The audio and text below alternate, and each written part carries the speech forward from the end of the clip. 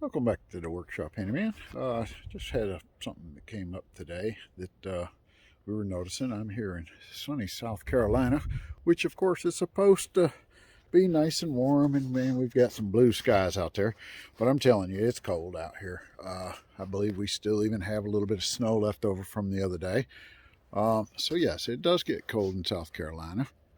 We'll let's see here if I can swap this around a little. You can probably tell off in the distance there a little bit, there is a little bit of white snow still sitting there. But it brought up something that somebody was talking about, and I do some, there you go, there's a little bit of snow still sitting there. It's almost all melted, but well, we did get some. But anyways, we brought up the fact that they have a lot of frozen water pipes and all, and they're insulating them and this type of thing. Around their house. And so I thought, and I talked to them about it a little bit, and yes, you can go ahead and insulate water lines and water pipes and stuff for your hose on the outside of your house. And if they come straight out of your house, and that's probably the best way, is to have a freeze valve put in, which shuts the water off back into your house a little ways so that it doesn't freeze out at the end. But another way to do it is engineering it, would be like I do. Even though the temperatures are teens, I have my water hose hooked up with just a regular pipe coming up out of the ground, and it comes up and hooks to my garden hose. And I never insulate this, no matter what the temperature is. Does it freeze? Yes, it does. Does it break? No, it does not. There's a couple things to keep in mind when you're doing a water line like this would be, one, never leave your garden hose hooked up in the cold weather. If you leave that hooked up, you'll bust it. About every time, because that water in your pipe is going to expand, it's going to bust, the valve is going to do damage to your hose. It can do a lot of things.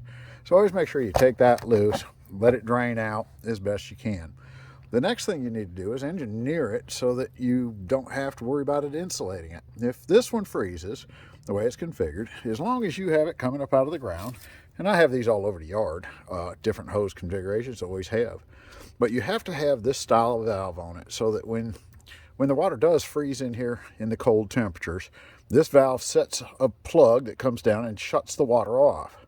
What that allows it to do is this freezes, it's going to expand, but you've driven it down into the ground and get it down into the ground far enough, the ground is still warm, so it won't freeze all the way into the ground. It'll freeze up here, and it just simply pushes the water and the ice back down into the pipe and keeps it from breaking off up here at the valve. I see a lot of places where they will valve it up, and you'll have a configuration coming out of the ground, and I kind of just put some pieces together here. I don't know how well this will be showing up here. This is kind of sunny out here. But anyways, you come up, and if it comes out of the ground, and it comes up on an angle such as that, and it comes across, and you can open that valve up there, and it'll work fine during the summertime. But in the wintertime, when this freezes, there's no place for this water to expand in this piece of pipe. And even if it's a short little piece of pipe on here, it'll expand and you'll bust this elbow right here, or you'll bust your valve itself. You're going to bust one of them. So you don't ever want to put any kind of an elbow in a piece of pipe that you're not going to have insulated up above the ground.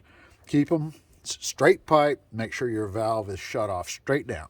Another thing you can do on these, even if it's a short pipe, say you had this piece set right on that valve itself, this will break in here because it's still going to have enough water to go from that to the corner to break. You'd always want to set that valve straight up and down like that. You have a couple different valves, and they are coming out with some nice ones. Here, I'll try to set this back up. This one here is what they call a ball valve, and I like that better than the old original valves you here have. A seat, and they crank down. There's a rubber washer within the base of this that sits down on it. And if you even, I don't think you can look in there and see it, but you can basically see there's a rubber seat down in there that just simply squeezes the water off, and that works fine, but they do wear out, and you have to sit there and crank them on and off, and it takes a bit. Where a ball valve is a much quicker. Let me see if I can take this off a minute. It's a little bit difficult. If you're looking into it, it's a round ball in there, and that is a quarter turn valve So you can turn that just that much, and then you can look in there and you can see that it's a wide open path the whole way. Much quicker and easier to turn on and off, and you don't have near as much wear and tear on your valve because it's just a slide on a nylon seat in there generally, and it's not compressing and moving that rubber washer like it is on this one. So just another little quick thing to throw in there on it. I recommend that. You would stand this valve straight up like this to keep it from freezing on top of your pipe. If you don't want to do that with that, then they do have these that come up and shut off and aim out the other direction, but make sure you do that after the shut off. The shut off has to stop the water from there going down towards the ground. Like I say, I've had these set up for years around my place. I've never broken a water line sticking up out of the ground in that fashion. So it's easier to engineer, like I say, around a frozen water line than it is to try to protect it with tape and insulation and heat tracing and all this type of thing. Engineer it so it don't break, and then you don't have to worry about it so much. So anyways, just thought I'd bring that up. It comes up in the store quite a bit on people trying to protect their water lines and stuff.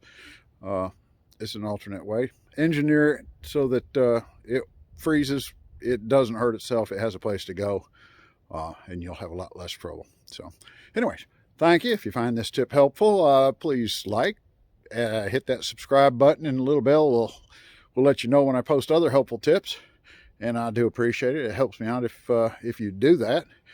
And I look forward to the next time we get together. We'll throw some more tips or a project together for you. So thanks a bunch, and we'll see you on the next one.